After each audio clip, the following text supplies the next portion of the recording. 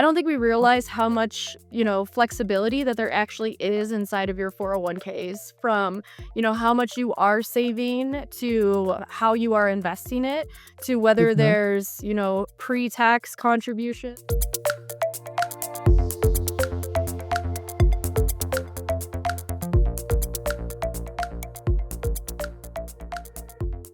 Welcome to the Leadership Laboratory podcast, where we don't just talk about leadership theory, we focus on the real practical steps you can take to experiment with your own style and feel the difference in yourself as well as in how others respond to you. Today's episode takes a slightly different turn. We are talking about money. Yep, I said that out loud, and I grew up Midwest frugal, so that was a big step for me. Many women grow up being told to avoid conversations about money or that it's rude or inappropriate, but our finances are vital to our sense of security. And the reason I brought this topic to the podcast is that to be the leader you are meant to be, you need to feel that financial security and know the role that you can take to create it. That sense of stability is what gives you the confidence to make bold moves at work, to advocate for yourself, and lead with clarity, knowing your financial foundation is strong. What we talk about, friends, we can learn about, we can control, and financial stability is not just about numbers. It's a core part of your leadership confidence. So I have a special treat for you today. I have not one, but two brilliant, down-to-earth financial experts who remove the complexity and discomfort that comes with money talks. I first met this power pair at a Women in Oil and Gas Association event, and I instantly felt at ease and genuinely excited to learn from them. Allow me to introduce Kathleen Phillips.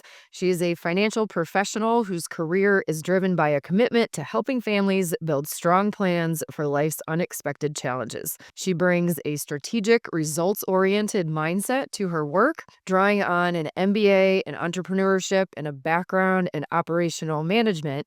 She creates tailored solutions for mid-career retirees, business owners, and families.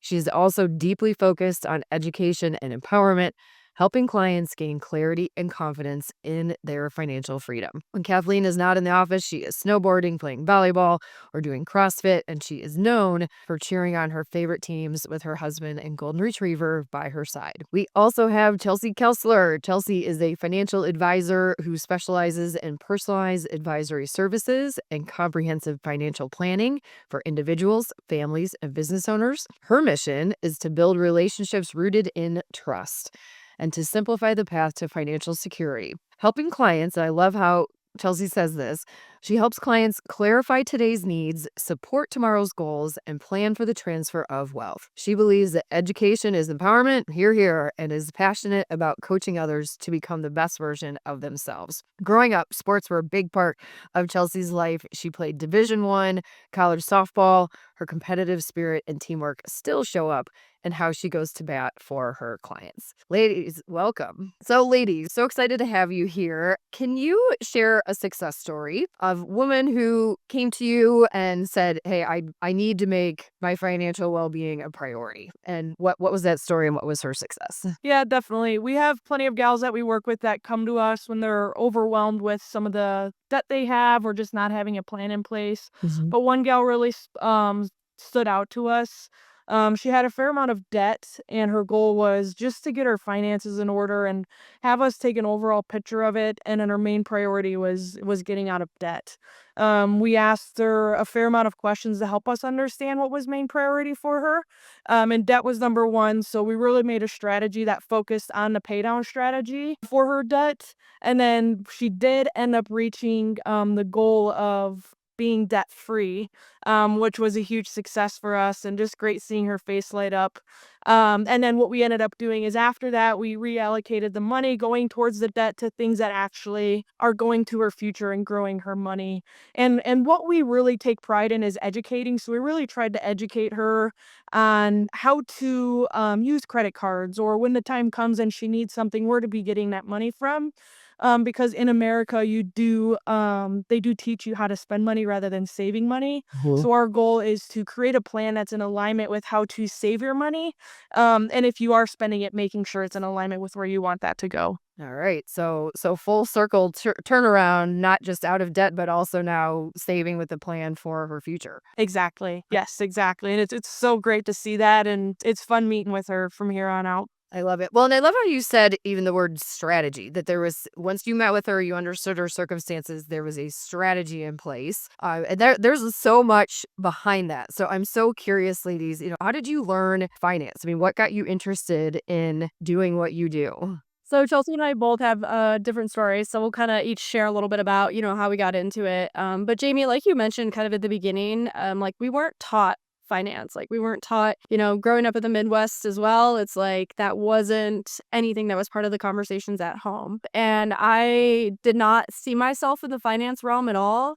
It wasn't until my dad actually unexpectedly passed away that I started to just like research a little bit more about the things that we needed when that had happened. So he didn't have any sort of financial plan or like wills or any of that stuff in place. And so having gone through that just really kind of sparked that, wow, this is something that we could have used as a family. And looking at it generationally, how it wasn't even until my dad passed away that my mom started getting things in place, right? And it was just never part of the conversation.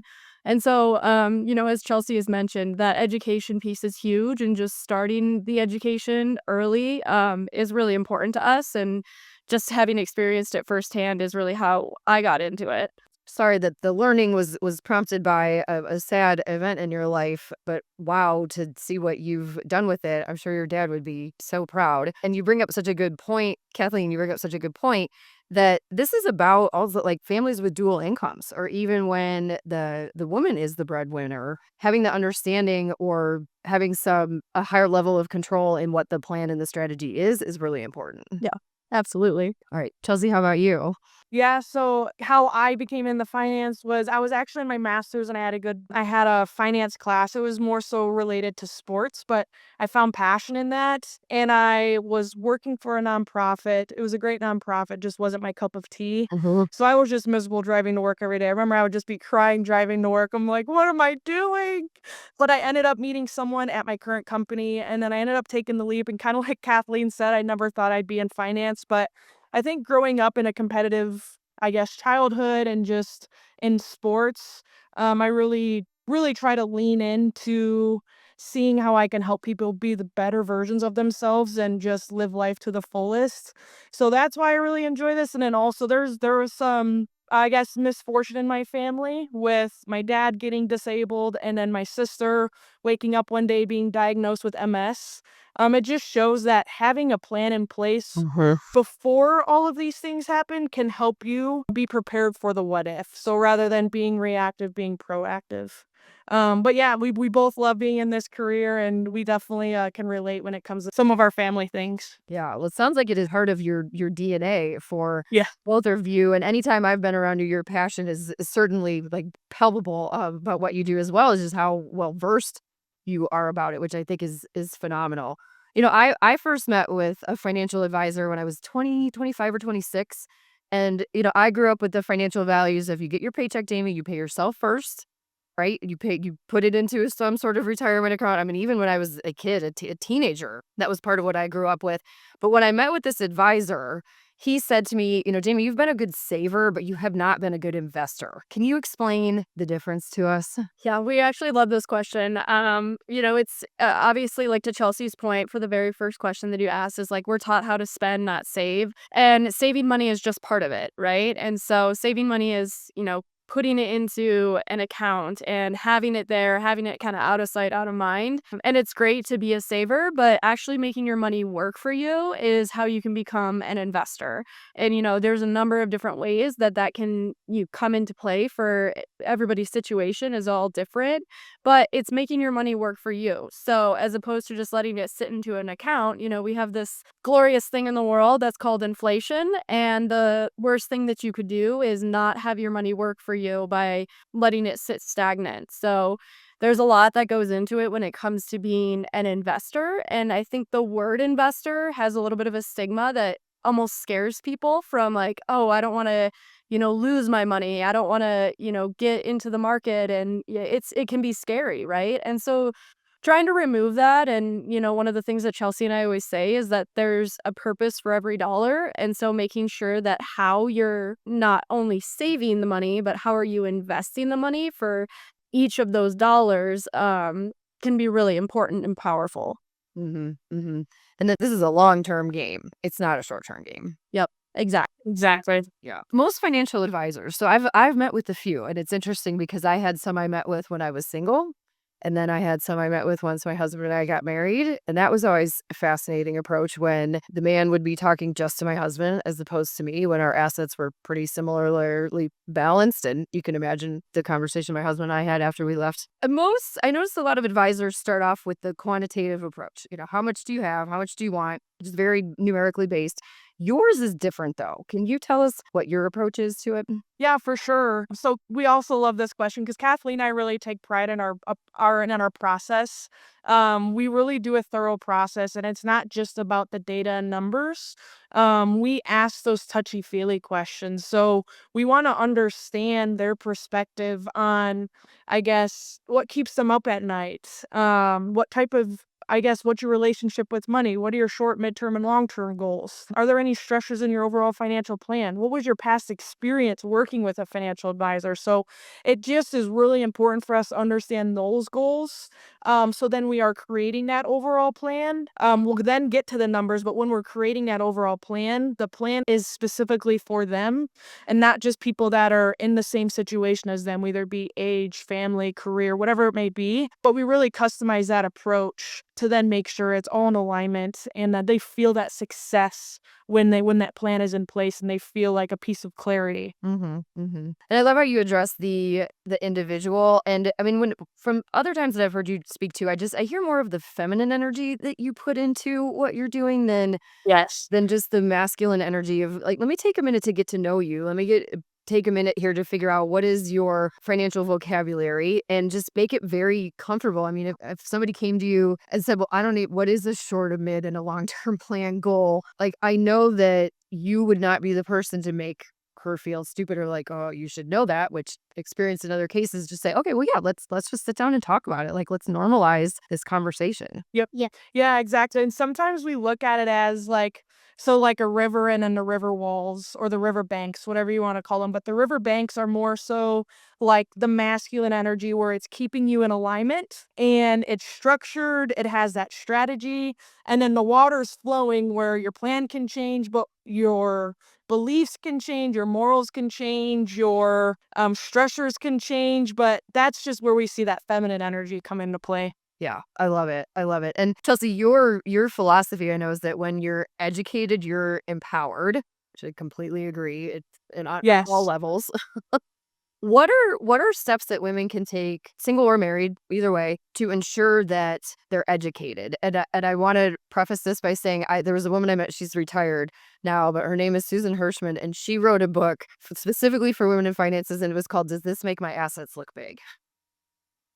And it was such a great, just, like, humorous, yet very educated approach to, like, "Alright, well, let's learn about this, because once we learn about it, we can talk about it." So what do you think? What's your approach to that? What are the steps that Yeah, you take? yeah. So a few things is, I mean, I feel like being empowered is having a clear understanding of your overall finances and every other aspect in your life. But when you're empowered on your finances, it then trickles into other aspects of your life and you feel good about yourself. But really understanding what you have and the purpose of each dollar that you have, the purpose of each account, investment, protection piece, whatever it may be that you have, and being organized and having a calm headspace about your finances. So what you can do is you can go and list out everything that you have and then say it's a savings account or a high yield savings account or an investment account next to each thing.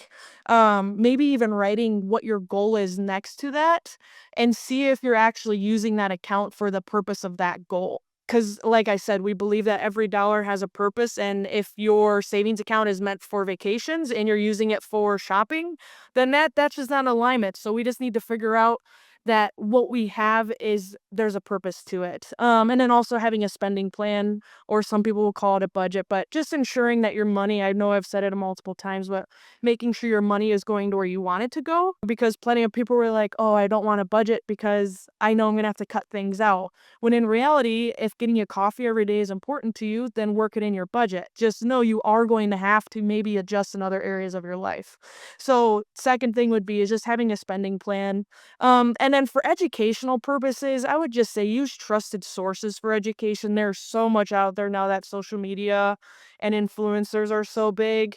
You're not sure who and what to trust, but there's a lot of sources out there that are actually like licensed and they're backed by research. But like a lot of financial firms, you can go to their websites and there's education on their websites, but plenty of books, podcasts, and YouTube channels out there as well. But definitely just doing your research on trusted sources. Trusted sources, definitely. I mean, I put this level of trust like right at the same level as like my women's health appointment.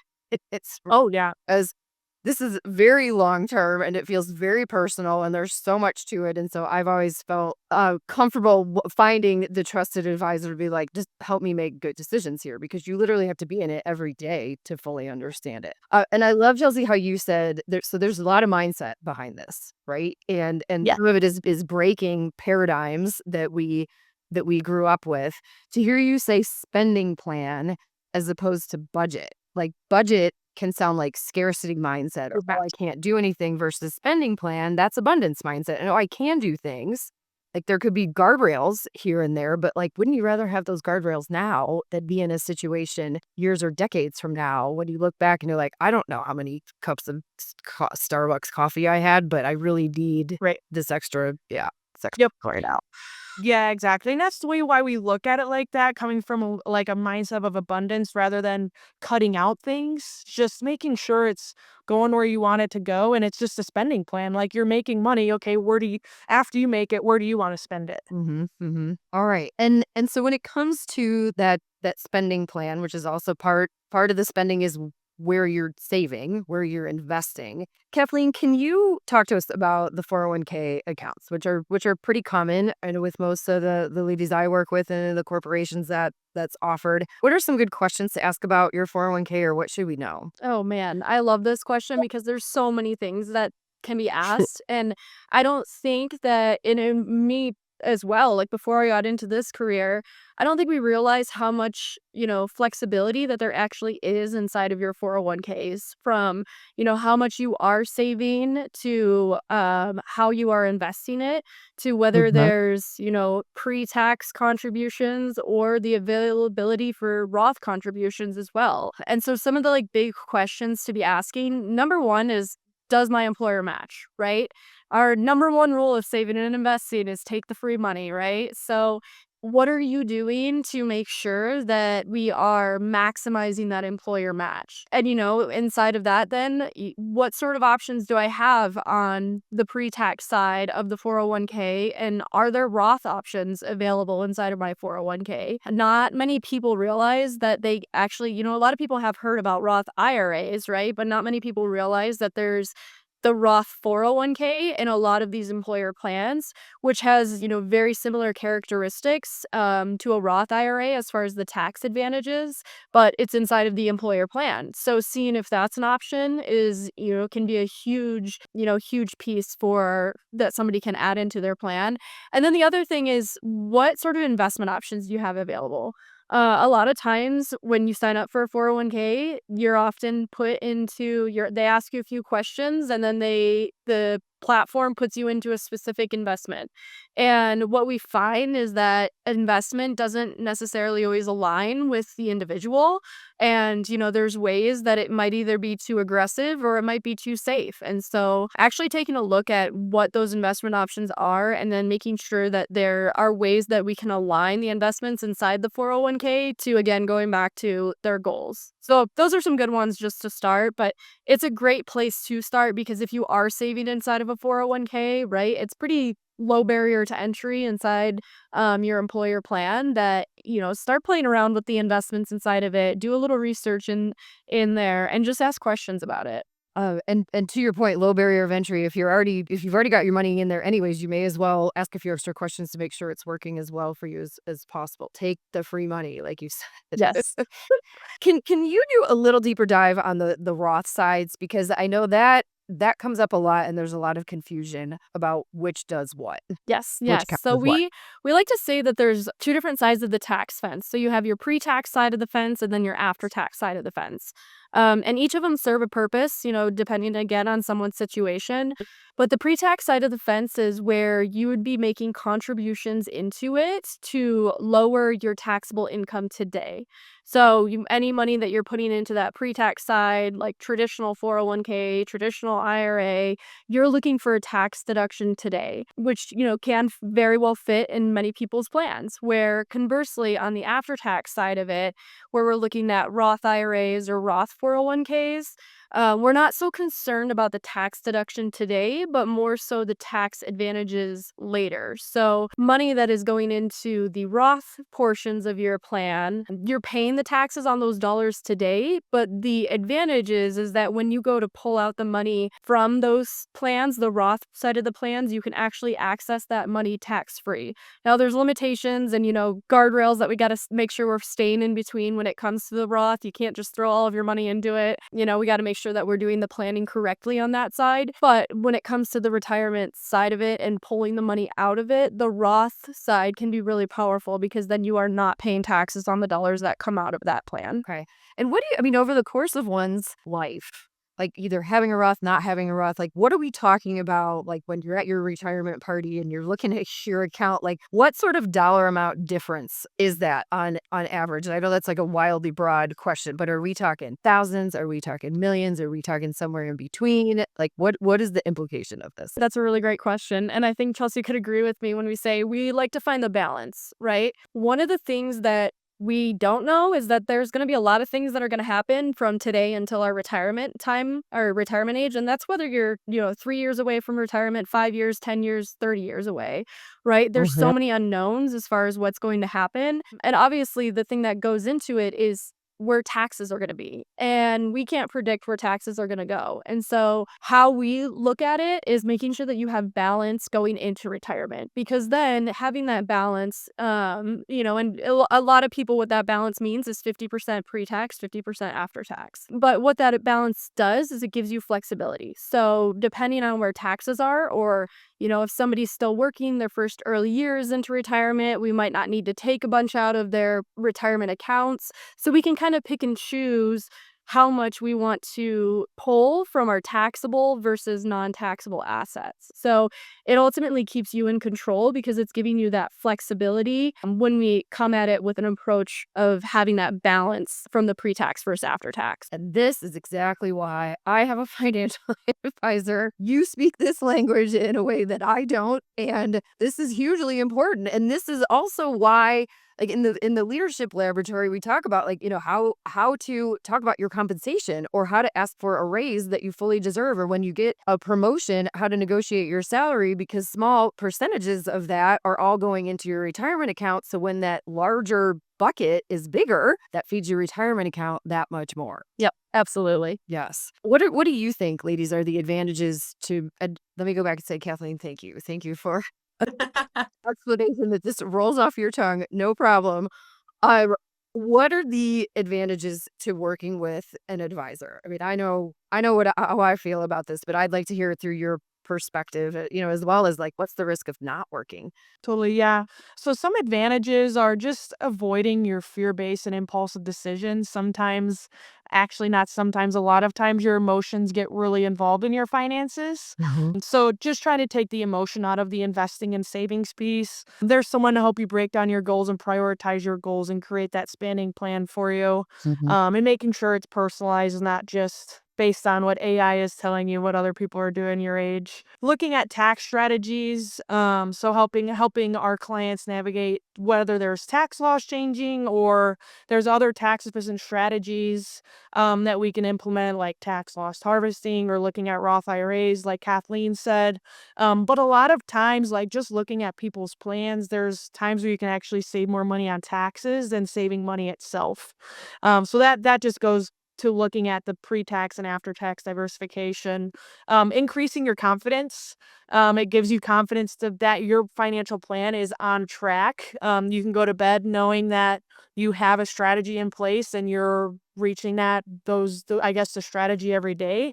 Value-based planning, someone to help you navigate changes in your lives, whether it be good or bad. And then just like an accountability buddy and someone that's helping you create consistency throughout your overall plan. That's a big thing is, I mean, there's times where we're working with people and they fall off and then they come back and they're like, man, I wish I would have kept meeting with you because they lost the consistency and they got out of track. But it happens. It really does happen. Yeah. Yeah. The same gentleman, when I was 25 or 26 years old, who said, "You're a good saver, but not a good investor," put me into this annuity. And I later learned that was one of the worst things for me at that age in life. But he earned a big, huge commission off of it. And then I basically never heard from him again. So, can you share how do we know what to look for in that category, or how to know that there's a holistic goal that's here that everybody's winning together?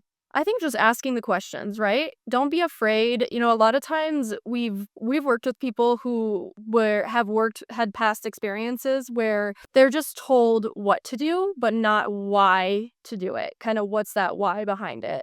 And just really understanding the why because, while something might not fit in your plan, it might fit very well in someone else's plan, right? And so and that's different for everybody, right? Everybody's situation is different. So, and that's the problem that we have is a lot of people try to find just the one size fits all plan.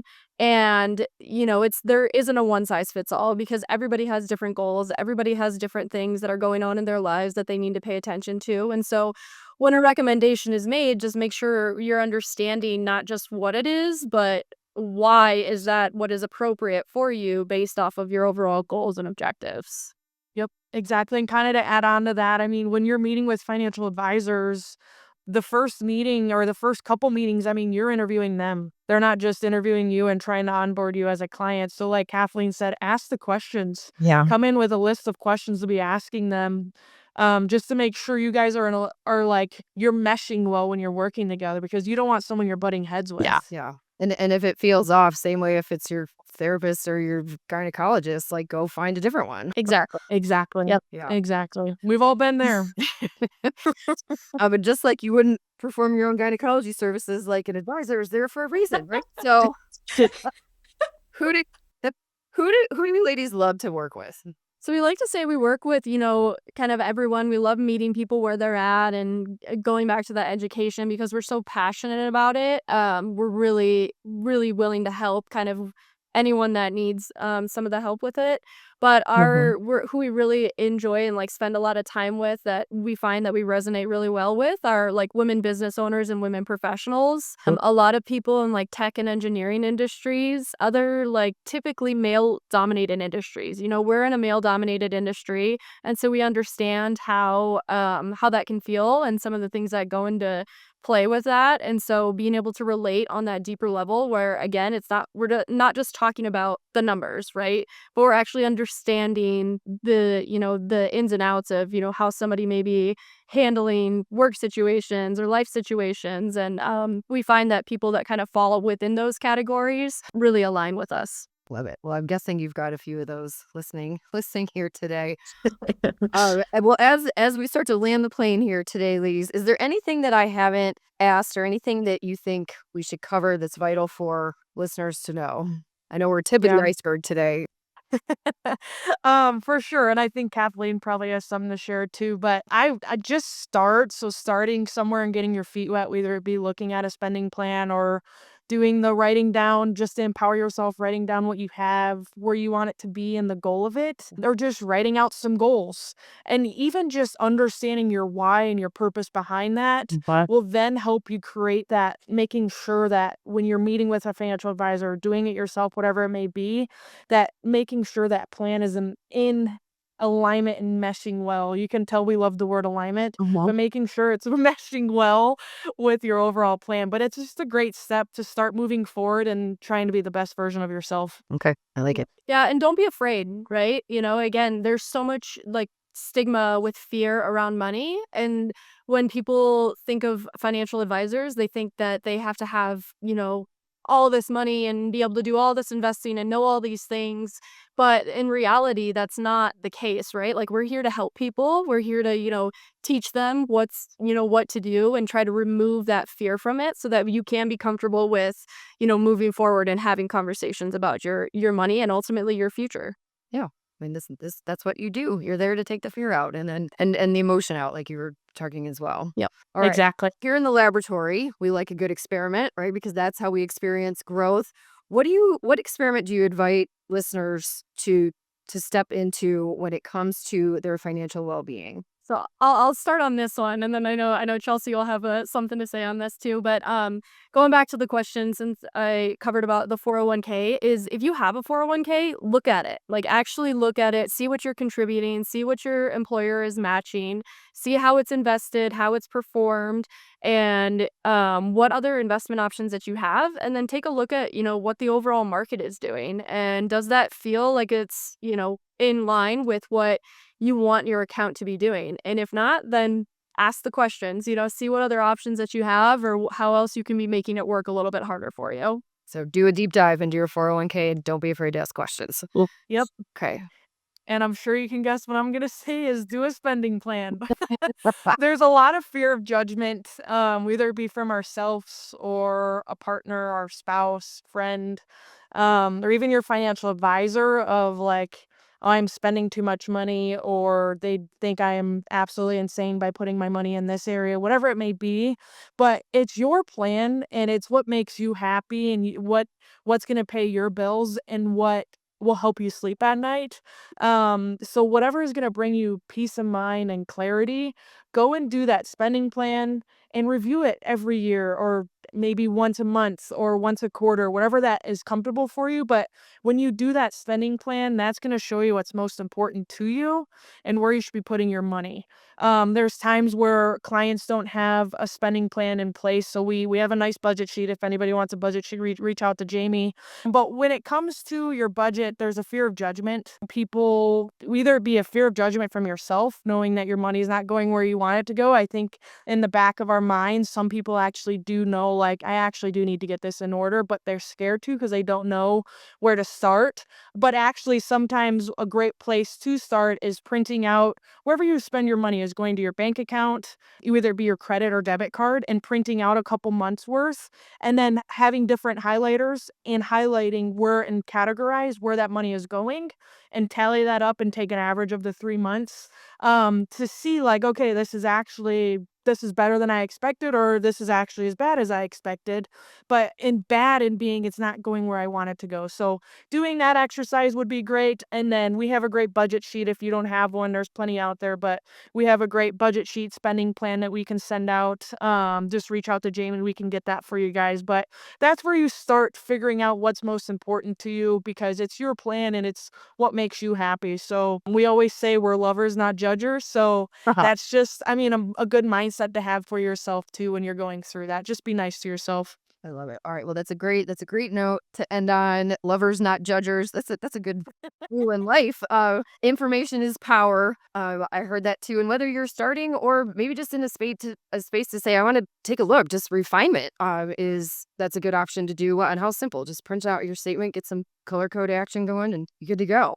Kathleen and Chelsea, thank you so much for being here today. This was incredibly valuable, incredibly educational. I heard take out the emotion, increase confidence, navigate change, have accountability partners here, educated accountability partners. And listeners, I hope that this conversation has been empowering to you to look at this through an informed, enlightened lens and something that not just you consider, but that you take one action on. Take one action. I mean, your wealth and your well-being are depending on you. And great news, we have a place for you to hold yourself accountable for such action. Come join us in the Leadership Laboratory community, where we will bring this conversation to life. As a valued listener, I have a gift for you. You can use promo code podcast for $100 off of your membership. That makes it less than $1 per day. I'm sure as you heard today, there will be a return on that investment. That's promo code podcast via the link in the show notes. Well, thank you again for tuning in. Thank you again to my incredible guests, Kathleen and Chelsea. To my listeners, please leave a review, hit like, subscribe, or share this podcast with someone who needs to know what our two incredible guests have shared here today. Until next time, keep experimenting, keep growing, and focus on progress over perfection.